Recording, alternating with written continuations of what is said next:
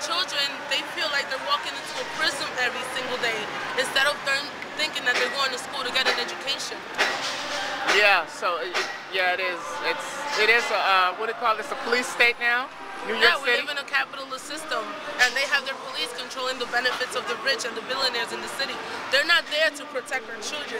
They're there to make sure that our children don't get their own education, because the curriculum that they have is based on capitalist system. They don't show them the real roots of education and their culture that they're supposed to. I have a question we're going to ask you. I know you're a proud mother. Very proud. And a working mother. Very proud. So we're going to ask you, you're going on your campaign for the poor. So what makes you different than Mayor Bloomberg? Oh well, first a New Yorker. Bloomberg wasn't even born in the city. He's from Connecticut. When he came to the city to run for mayor, he was worth $4 billion. In the past 2 terms, he's worth now over $20 billion. So that's off the back of the working and poor people of the city through our taxes and them gentrifying our communities to build condos while 1 of a 3 person every night sleeps on the streets here in New York City. Oh, okay. So I'm going to ask you, since he's a politician, and we all know that politicians don't follow up on their word. So what makes you not just a politician? I'm not a politician, actually. I'm a community organizer. My roots come from organizer as an activist. I stand for people's rights. I stand against police brutality. I stand against the war and racism that every day plagues our street, not only abroad, but in the police state that we live in every single day. They've escalated a war in our communities by gentrifying and arresting all our young people.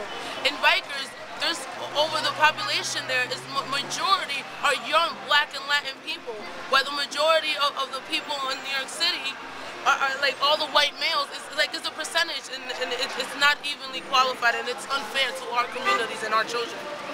Okay, so let's talk about the prison system. So what would change? Well, the prison system, to me, is a new type of slavery. They incarcerate you, pay you 10 cents for a day to make you work for companies that make billions of dollars a day. That's their new way of slavery now. What they do is they gentrify our communities, they arrest our young people, so those people are forced to make minimum wage all their lives.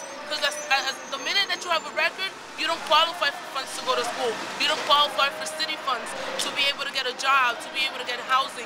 So what they do is, they do that so they can have a workforce maintained at the minimum wage, like a slavery for the rest of their lives. So they really don't rehabilitate you, basically? No, it's not. The prison system is in this country, this capitalist system, under this capitalist system, is not to reinforce you. Most of the crimes committed by these people are because of necessity. When they arrest someone for robbing, they ask them, when was the last time you ate or fed your children? When they arrest someone for anything, they don't ask them, when was the last time you ate? When was the last time you have a job? No, they're automatically criminals in slum of the communities. But why don't they help rehabilitate that person? Why don't they help that person get a job and become a professional person of society? Right, right. Wow. So what about housing here in New York? Well, we live in the so-called richest city in the world, but then 1 of 3 people sleep on the street every day here in the city.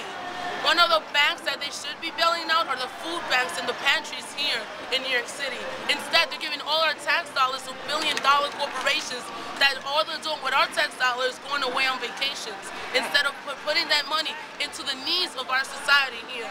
The workforce of New York City creates most of the wealth here. The workforce is the one that's deteriorating the most here in New York City. How is it that city employees have to pay more for their health care? Why is it that an MTA worker's child can't get a bus pass to go to school, while the MTA gives $52 million to the Yankee Stadium after we give them a bailout of hundreds of millions of dollars? So those are the priorities that they have. With our campaign, we're trying to put the priorities of the people that need it the most, which is the poor working class here of New York City. I want to go back and I want to speak on what are some of the companies that keep the people working at minimum wage here in New York? What are some of the companies, just for an example? For an example, Citicorp. They're one of the richest corporations actually in the country, probably the world. Most of the people that work from there, they just let off more than hundreds of thousands of employees. Ask their employees when was the last time they got health insurance benefits from those corporations. Now, if you ask people that weren't working, were middle class, are now working in McDonald's and working 3-4 jobs at minimum wage just to make ends meet, instead of those companies taking care of their workers. Wow. Okay, Francis, I want to speak on women's rights. I'm definitely a supporter of that.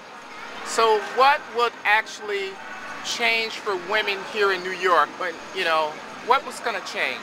The priorities, like I said before, of the cities are all wrong.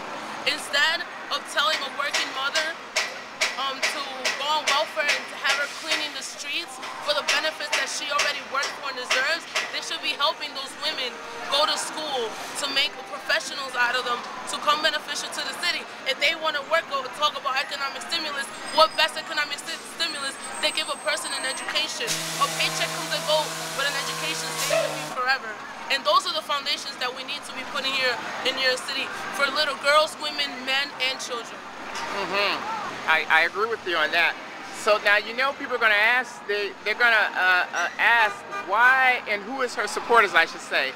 Who is your big supporter, such as the Party of the Socialism and the Liberation? Well, the Party for Socialism and Liberation is my big supporter in a way that they nominated me as a candidate and they have helped me collect the petitions. But to me, my biggest supporter are the working people of this city that signed those petitions when we were out there every single day from 8 a.m. to 8 p.m. Weekend, Saturday, rain, shine. Those people that stopped those 3 seconds to even sign a petition, those are the people that we call our biggest supporters. Okay, fantastic. So tell my audience, what is it that they can do in order to make this happen for you? What is it that they should do? What we're asking is to help build this movement. They can volunteer, help us give out flyers. Like, for example, right now we're conducting the street meeting. Some of those supporters came out. They're going to be on the mic. They're going to talk about why is it that they're supporting this campaign. We need donations. We need time. And most of all, we need people to let other people know that we do have a fighting party out here. We have fighting organizations. We need to stand up against these billionaires that are taking over our cities. I don't know if recently, if anyone has seen on the news, Bloomberg has a one-way ticket out for the poor working people of our own city. How is it that you're going to tell a working person, here's the ticket, leave, go live with somebody else?